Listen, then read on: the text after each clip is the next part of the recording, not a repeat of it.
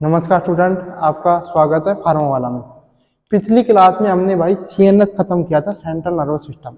आज की क्लास में नया टॉपिक स्टार्ट करें, एएनएस। ठीक है, केवल आज हम केवल इसका इंट्रोडक्शन पढ़ेंगे। ऑटोनोमी नर्वस सिस्टम किसे कहते हैं? ठीक है भाई, सबसे पहले टर्म का मतलब क्या होता है? ऑटोनोमी। देखो इस वर्ड में ही लिख रहा है, ऑटोनोमी का मतलब होता है कोई चीज ऑटोमेटिक होना। इसका मतलब आपके शरीर में एक हार्ट रेट नाम का एक शब्द होता है, हार्ट रेट, जो आपके कंट्रोल में है ही नहीं। ठीक है, तो ऑटोमेटिक चलती है। बीपी,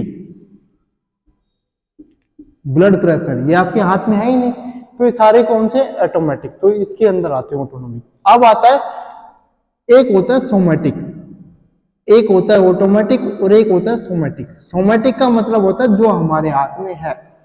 ऑटोनोमी का मतलब जो हमारे हाथ में नहीं है, जिसपे हमारा कोई कंट्रोल नहीं है। आपका बीपी पे कोई कंट्रोल नहीं है, आपका हार्ट रेट पे कोई कंट्रोल नहीं है, आपका लीवर पे कोई कंट्रोल नहीं है। ठीक है, तो इन सब का है ऑटोनोमी। ठीक है ना। अब आता है सोमैटिक, जिन पे हमारा कंट्रोल है। जैसे अपनी आंख पर कंट्रोल है, बंद कर सकते हैं, कभी खोल सकते हैं। अपने हाथ पे कंट्रोल है, कभी भी हम इसको रोक सकते हैं, हाथों को कभी भी इनको घुमा सकते हैं। ठीक है, अपने लेग पे कंट्रोल है, तो ये सारे के सारे कहाँ जाएंगे? सोमैटिक में। जैसे लेग हो गया, हैंड हो गया भाई, ठीक है, आई हो गया, तो ये सारे के सारे वर्ड कहाँ जाएंगे? सोमैटिक, जो हम अपनी इच्छा से कर सकते हैं। ये तो था बहुत बेसिक वर्ड कि ऑटोनोमिक और सोमैटिक में डिफरेंस क्या है। ठीक है, अब हमारा चैप्टर के अंदर सोमैटिक का तो कोई काम है नहीं, क्योंकि हम चैप्टर कौन सा पढ़ रहे हैं? ऑटोनोमिक। तो हम ऑटोनोमिक के बारे में डिस्कस करेंगे। अब भाई ऑटोनोमिक दो पार्ट में डिवाइड करेंगे हम। एक होता है सिंपैथेटिक और एक होता है पैरासिम्पैथेटिक। ठीक है, तो पहला पार्ट है वो है पैरासिम्पैथेटिक। जो पहला पार्ट है भाई, ये है पैरासिम्पैथेटिक, और दूसरा जो पार्ट है भाई, ये है सिंपैथेटिक।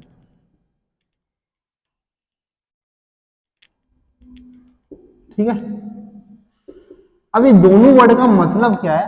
पैरासिम्पैथेटिक क्या होता है, सिंपैथेटिक क्या होता है, ये भी मेरे भाई nervous system, autonomic nervous system की पार्ट है, पैरासिम्पैथेटिक नर्वस सिस्टम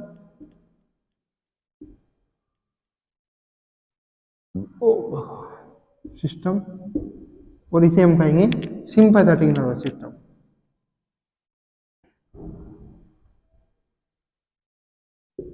अब क्वेश्चन ये उठता है कि पैरासिम्पैथेटिक नर्वस सिस्टम कब एक्टिवेट होगा, किस कंडीशन में एक्टिवेट होगा, और सिंपैथेटिक नर्वस सिस्टम किस कंडीशन में एक्टिव होगा। ठीक है, जब भी हम रेस्ट एंड डाइजेस्ट करेंगे, खाना खा के सब लोग क्या करते हो? रेस्ट करते हो।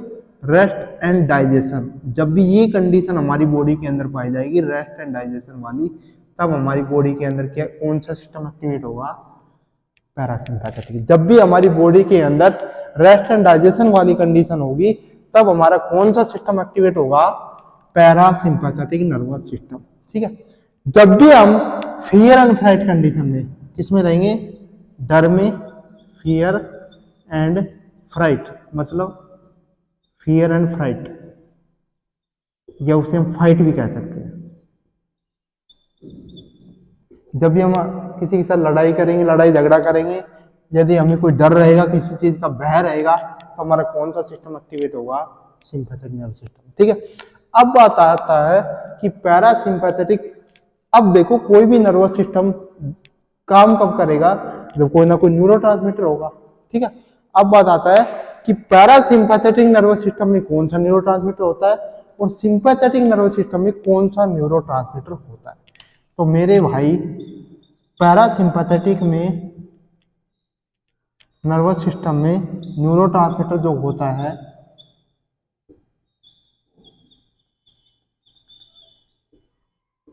वो एक न्यूरोट्रांसमीटर होता है एसिटाइलकोलिन। क्या होता है? एसिटाइलकोलिन। ठीक है, पैरासिम्पैथेटिक नर्वस सिस्टम जब होगा, तो एसिटाइलकोलिन जो न्यूरोट्रांसमीटर होगा वो एक्टिवेट होगा। ठीक है, जब सिंपैथेटिक नर्वस सिस्टम एक्टिवेट होगा, तब कौन सा न्यूरोट्रांसमीटर एक्टिवेट होगा? नोर एड्रेनलिन। जब कौन सा होगा? नोर एड्रेनलिन। ठीक है, जब कौन सा होगा? नोर एड्रेनालिन, उसे हम एनए भी लिखते हैं। एनए का मतलब है नोर एड्रेनालिन, ठीक है। इस एनए की जो फुल फॉर्म है उसी को हम नोर एपिनेफ्रिन भी कह सकते हैं। उसी को हम क्या कहेंगे, नोर एपिनेफ्रिन, दूसरा नाम नोर एपिनेफ्रिन है, ठीक है ना भाई।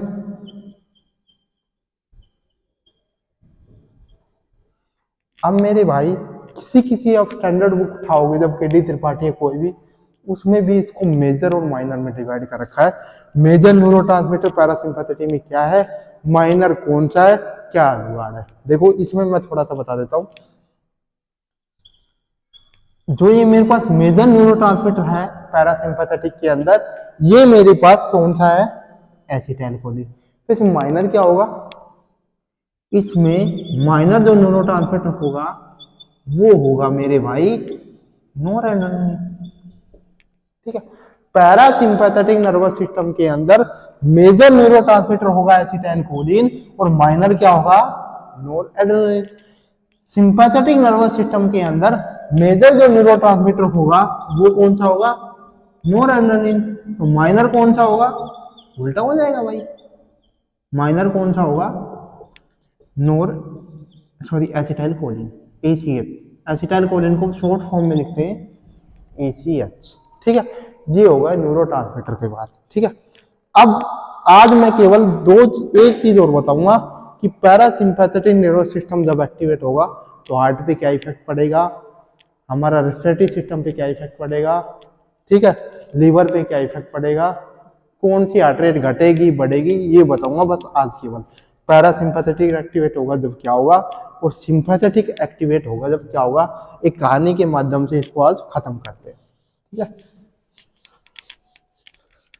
अब थोड़ा सा गैंग्लिया उंगलिया वाला पार्ट बच गया, प्री गैंग्लिया पोस्ट गैंग्लिया, वो अगली क्लास में डायग्राम से बताएंगे, ठीक है। लेकिन आज मैं थोड़ा सा डायग्राम ना बना के थोड़ी सी कहानी के माध्यम से इन दोनों में डिफरेंस बता देता हूँ। वो फिर डायग्राम बनाना पड़ेगा, वो अगली क्लास में देखेंगे। प्री गैंग्लिया क्या होता है, पोस्ट गैंग्लिया क्या होता है, प्री शॉर्ट किस में रहता है, वो थोड़ा सा अगली क्लास में, इसको 2 क्लास में इसका इंट्रोडक्शन करेंगे। तो आज सिर्फ इसमें डिफरेंस बताते हैं, 4-5 डिफरेंस है। सब लोग रात को खाना खा के सोते हो, ठीक है, सब लोग रात को खाना खा के सोते हो।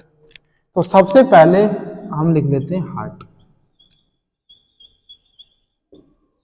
सबसे पहले दिल की बात कर लेते हैं, ठीक है। और दिल में हम क्या देखते हैं, ब्लड प्रेशर देखते हैं, ठीक है। दिल में क्या देखते हैं, ब्लड प्रेशर देखते हैं। इधर भी मैं दिल लगा दूं, ठीक है। और दिल में भाई क्या देखते हैं, ब्लड प्रेशर देखते हैं, ठीक है। अब कोई भी आदमी है जो खाना खा के रात को सो रहा है आराम से, उसका बीपी बढ़ेगा घटेगा, उसका बीपी सबको पता है घटेगा, उसका बीपी क्या होगा, घटेगा। इस नीचे वाले तीर का निशान का मतलब है उसका बीपी क्या होगा। भाई नॉर्मल आदमी खाना खा के सो रहा है, उसका बीपी घटेगा ही, सिंपल सी चीज है। अब आता है fear and fright condition, fight condition. ये कंडीशन कब होगी, जब आपके पीछे शेर लग रहा है। ये सिंपैथेटिक नर्वस सिस्टम कब होगा, डर आपको क्या लगेगा, यदि आपके पीछे कुत्ता लग रहा हो या शेर लग रहा हो, ठीक है, या किसी से लड़ाई होगी हो। जब आपके पीछे शेर लग रहा है तो सीधी सी बात है, आपका हार्ट बार बार कॉन्ट्रेक्शन रिलैक्सेशन करेगा, तो बीपी क्या होगा, बढ़ेगा। बीपी क्या होगा, बढ़ेगा। सीधी सी बात है, आपके पीछे कुत्ता और शेर भगा दे तो आपका बीपी तो चला जाएगा 120 से ऊपर, ठीक है। सेकंड आती है हार्ट रेट। ये भी मैं बताता हूँ। हार्ट रेट इसमें क्या होगी, खाना खा के सो रहे हो तो डिक्रीज हो जाएगी, और इसमें हार्ट रेट क्या होगी, आपके पीछे शेर लग रहा है तो क्या होगा, इंक्रीज हो जाएगी, ठीक है। अगला आता है ब्रोंकाई। अगला क्या आता है, ब्रोंकाई। अब ब्रोंकाई जो वर्ड है वो हमारी रेस्पिरेटरी सिस्टम से, ब्रोंकाई या तो कॉन्स्ट्रिक्ट होगी या डायलेट होगी। अब सबको पता है यदि कोई आदमी खाना खा के रात को सो रहा है आराम से, उसको नॉर्मल सांस से काम चल जाएगा। तो नॉर्मल सांस से काम चल जाएगा तो ब्रोंकाई क्या होगी, कॉन्स्ट्रिक्ट होगी। ब्रोंकाई क्या होगी, कॉन्स्ट्रिक्ट होगी। ब्रोंकाई क्या होगी भाई, कॉन्स्ट्रिक्ट होगी। नॉर्मल ब्रोंकाई से काम चल जाएगा, ठीक है। दूसरा इसमें ब्रोंकाई का क्या होगा, यदि आपके पीछे शेर लग रहा है, और आपकी ब्रोंकाई कॉन्स्ट्रिक्ट है, आप वहीं खत्म हो जाओगी। तो ब्रोंकाई इसमें क्या होगी, अब आपको ज्यादा सांस लेना है, भाग रहे हो तो ज्यादा सांस लेना है, तो ब्रोंकाई क्या होगी, डायलेट होगी। ब्रोंकाई क्या होगी, नर्वस सिस्टम के दो टाइप पढ़ लिए थे। नर्वस सिस्टम दो प्रकार का होता है, एक सीएनएस और एक पीएनएस। ठीक है, सीएनएस और पीएनएस। पीएनएस के अंदर हमने एन सॉरी सीएनएस और एएनएस। एएनएस भी दो टाइप का होता है, ऑटोमेटिक सोमेटिक। ऑटोमेटिक के दो टाइप पढ़े थे, पैरासिम्पैथेटिक सिम्पैथेटिक। ठीक है, और हमने पैरासिम्पैथेटिक और सिम्पैथेटिक में डिफरेंस पढ़ लिए थे। अब हम आगे पढ़ते हैं। सबसे पहली जो हेडिंग है आज की वो रहेगी पैरासिम्पैथेटिक नर्वस सिस्टम। ठीक है, इसके बारे में थोड़ा डिटेल में पढ़ते हैं। पैरा सिंपैथेटिक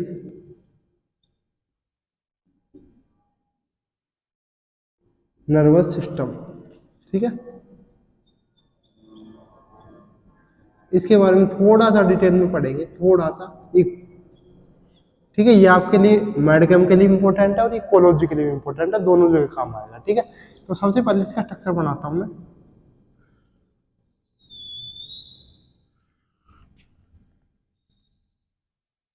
ठीक है, देखो बेटा, सबसे पहले तो पैरासिम्पैथेटिक के अंदर कौन सा न्यूरोट्रांसमीटर होता है, मैंने पिछली क्लास में बताया था, एसिटाइल कोलिन।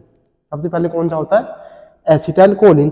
अब ये जो ऊपर वाला जो पार्ट है, ये ऊपर वाले पार्ट का नाम क्या होता है, प्री साइनेप्टिक। ऊपर वाले पार्ट का नाम क्या होता है भाई, प्री साइनेप्टिक। वो जो नीचे जो पार्ट है ये वाला मेरा, इसका नाम है बेटा पोस्ट साइनेप्टिक। इसका नाम क्या है, पोस्ट साइनेप्टिक। ठीक है, वो जो बीच में आपको स्पेस दिख रहा है, जो खाली स्पेस दिख रहा है, इसका नाम है बेटे साइनेप्टिक क्लेफ्ट। इसका नाम क्या है, साइनेप्टिक क्लेफ्ट। ठीक है, ये चीजें बहुत इंपॉर्टेंट है, ये बहुत बेसिक चीजें।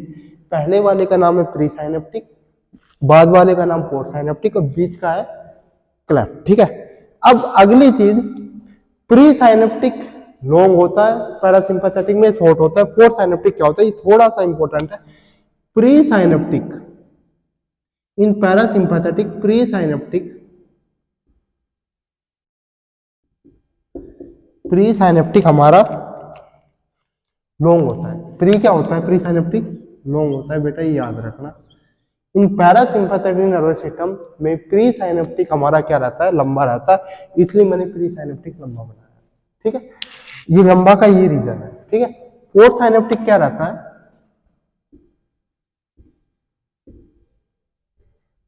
तो प्री साइनेप्टिक लंबा है तो पोस्ट साइनेप्टिक बेटा क्या रहेगा, शॉर्ट रहेगा। पोस्ट साइनेप्टिक क्या रहेगा, शॉर्ट रहेगा। पोस्ट साइनेप्टिक हमारा बेटा क्या रहेगा, शॉर्ट रहेगा। ठीक है, तो बेटा याद रखना, इन पैरासिम्पैथेटिक नर्वस सिस्टम के अंदर प्री लॉन्ग होता है, पोस्ट क्या होता है, शॉर्ट होता है। और मेजर न्यूरोट्रांसमीटर क्या होता है, मैं इधर लिख रहा हूं। मेजर जो न्यूरोट्रांसमीटर होता है पैरासिम्पैथेटिक के अंदर, वो कौन सा रहता है, एसिटाइल कोलिन।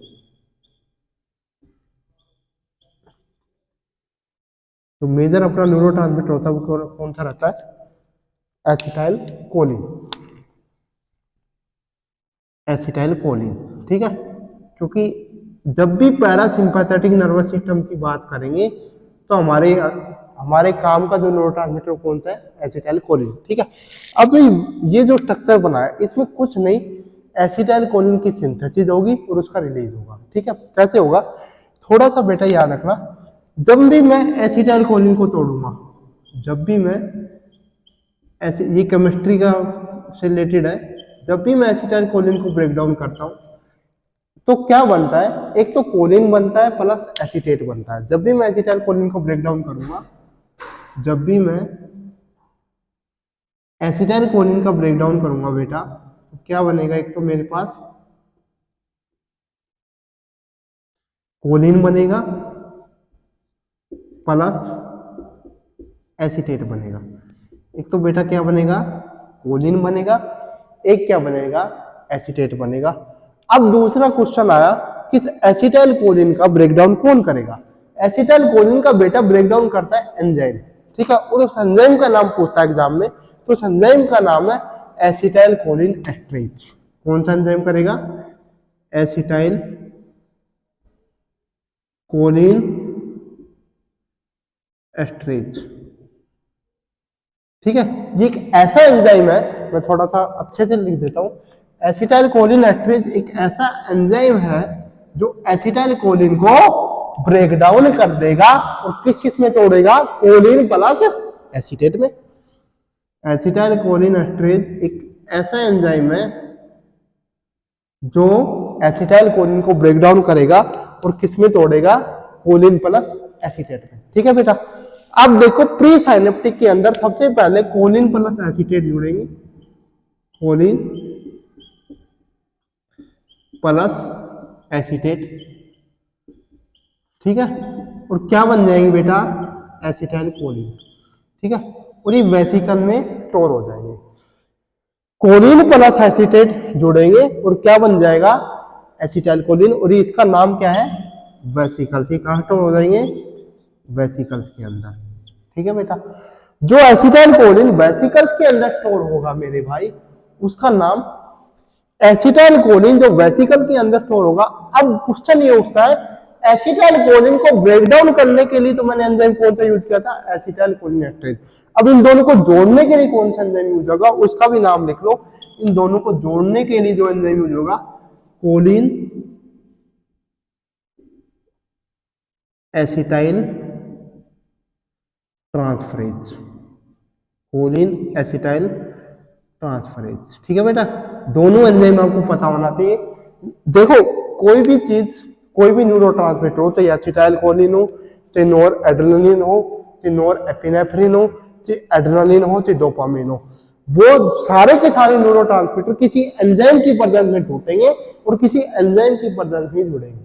ठीक है, अब वो आपको एंजाइम याद रखना है, किस एंजाइम की प्रेजेंस में टूटेंगे और किस एंजाइम की प्रेजेंस में जुड़ेंगे। ठीक है, अब देखो बेटा, यदि मैं एसिटाइल कोलिन को तोड़ता हूं, देखो बेटा यहां पर क्वेश्चन देखो थोड़ा, यदि मैं एसिटाइल कोलिन को तोड़ता हूं तो हमारा कौन सा एंजाइम यूज हुआ था, एसिटाइल कोलिन एस्टरेज, और किस किस में टूटा था, कोलिन प्लस एसीटेट। ठीक है, यदि मैं एसिटाइल कोलिन को बनाना चाहता हूं, तोड़ना नहीं चाहता हूं, बनाना चाहता हूं, जोड़ना चाहता हूं, फॉर्मेशन चाहता हूं उसकी, तो कोलिन प्लस एसीटेट को जोड़ना है किस एंजाइम की प्रेजेंस में, कोलिन एसिटाइल ट्रांसफरेज की प्रेजेंस में। ठीक है, और इसकी शॉर्ट फॉर्म भी लिख देता हूं बेटा, बहुत जरूरी है, बहुत जरूरी है।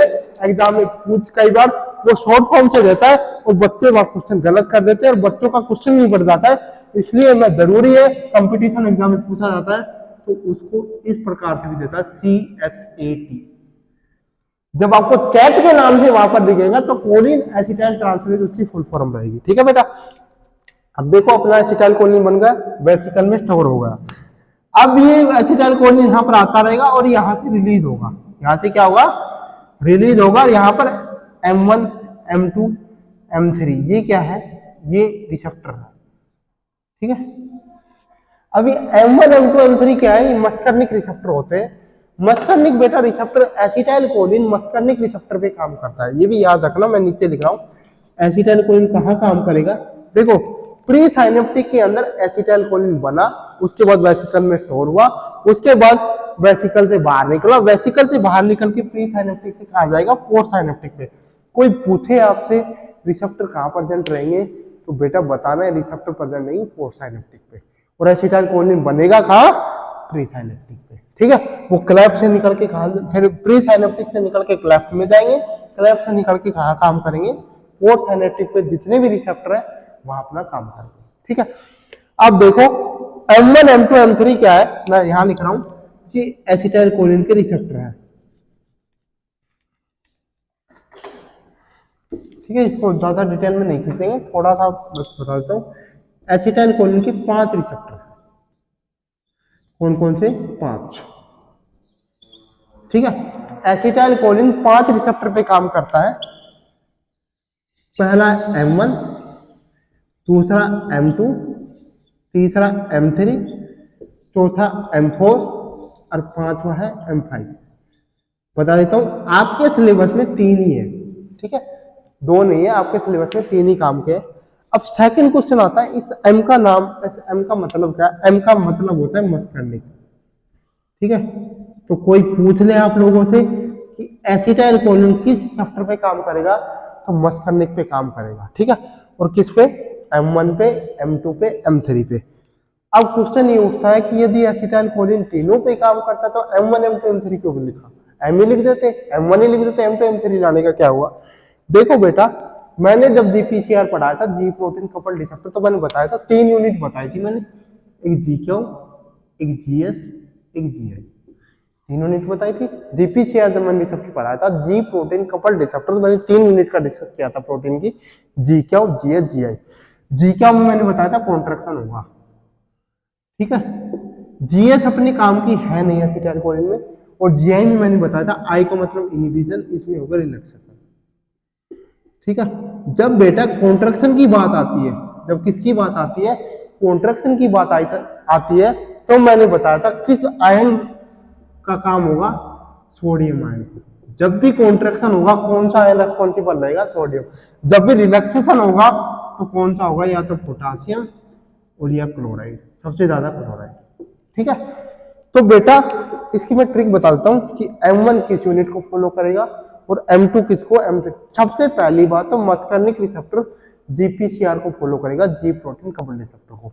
याद रखना, मस्कर्निक किसको फॉलो करेगा, जीपीसीआर, मतलब जी प्रोटीन कपल रिसेप्टर, ठीक है। अब जी प्रोटीन कपल रिसेप्टर की भी 3 यूनिट होती है, जीके और जीआई।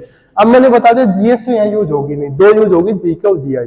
अब बात आती है M1 जीक्यू को करेगा, M2 जीक्यू को करेगा, या M3 जीक्यू को करेगा, या M1 जीआई को करेगा, M2 जीआई को करेगा, M3। इसकी मैं ट्रिक बताता हूँ। सबको पता है मैथ के अंदर सब लोगों ने पढ़ा होगा 10वीं में 8वीं में, जब भी odd number even number, odd number मतलब जो 2 से डिवाइड नहीं होता, इवन नंबर जो 2 से डिवाइड हो जाएगा।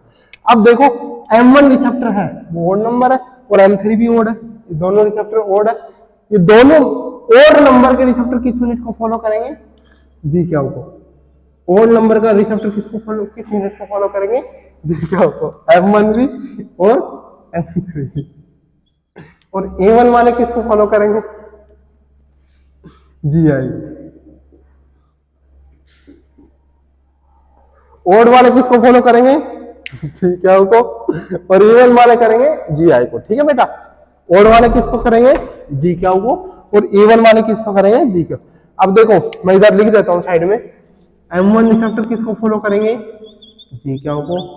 M2 रिसेप्टर E1 है मेरे भाई, तो E1 वाले किधर करेंगे, जीआई को। M3 हमारे पास क्या है, ओड है, इसको किसको फॉलो करेंगे, जीक्यू को। M4 A1 है, किसको फॉलो करेंगे मेरे भाई, जीआई को। M4 M5 किधर है, ओड है, तो किसको फॉलो करेंगे, जीक्यू को, ठीक है। ये तो हो गई यूनिट। अब बात आता है ये M1 किस ऑर्गन पे पाया जाएगा, अलग अलग ऑर्गन पे पाया जाएगा। M1 अलग ऑर्गन पे पाया जाएगा बॉडी के, M2 अलग ऑर्गन पे पाया जाएगा, M3 अलग ऑर्गन पे पाया जाएगा, M4 अलग ऑर्गन पे पाया जाएगा, और M5 अलग पे। अब देखो बेटा हमारे 3 ही है, ये 2 काम के हैं नहीं, हमारे सिलेबस में है नहीं, तो हम 3 ही रिसेप्टर को पढ़ेंगे, 5 को नहीं पढ़ेंगे। M1 इसकी मैं ट्रिक बता देता हूं, पहले खाओ। यदि आपने भोजन खाया बेटा, जब आपने भोजन खाया तो भोजन कहां जाएगा, स्टोमक में जाएगा, तो M1 कहां प्रेजेंट रहता है, स्टोमक। पहले खाओ, ट्रिक याद रखना, पहले खाओ, ठीक है। अब आपने खाना खाया तो भोजन कहां गया, स्टोमक में गया। पहले खाओ फिर दिल लगाओ, फिर क्या लगाओ, दिल लगाओ, तो M2 कहां जाएगा, हार्ट पे। दिल का मतलब हार्ट, ठीक है। फिर दिल लगाओ, बाकी सब काम बाद में, बाकी सब काम बाद में। तो M3 कहां रहेगा, आई पे भी रहेगा, ठीक है, लंग्स पे भी रहेगा, ठीक है, हमारा लीवर पे भी रहेगा, और जितनी भी हमारी स्मूथ मसल जो होगी और हार्ट वोट को छोड़ के इन सब पे कौन सा रहेगा, M3 रहेगा, ठीक है बेटा। ये बात इतनी समझ में आई, ठीक है। अब देखो M1 M2 M3, अब देखो मैं कहानी से रिलेट कर देता हूँ। मैंने पढ़ाया था कि आप खाना खा के सो रहे हो, ठीक है, आप खाना खा के सो रहे हो, तो आप सो रहे हो तो आपकी हार्ट रेट बढ़ेगी घटेगी, हार्ट रेट घटेगी। अब देखो मेरे भाई M2 रिसेप्टर पे हार्ट है, और M2 रिसेप्टर किस यूनिट को फॉलो करता है, जीआई। जीआई में क्या हो रहा है, रिलैक्सेशन हो रहा है, रिलैक्सेशन हो रहा है ना, रिलैक्सेशन का मतलब हार्ट रेट क्या हो जाएगी, नॉर्मल हो गया, रिलेट, ठीक है। अब आती है क्लासिफिकेशन, ठीक है, क्लासिफिकेशन ऑफ पैरासिम्पैथेटिक, ठीक है। आज यही पढ़ेंगे बस, क्लासिफिकेशन ऑफ पैरासिम्पैथेटिक, ठीक है। ये स्ट्रक्चर हो गया अपना,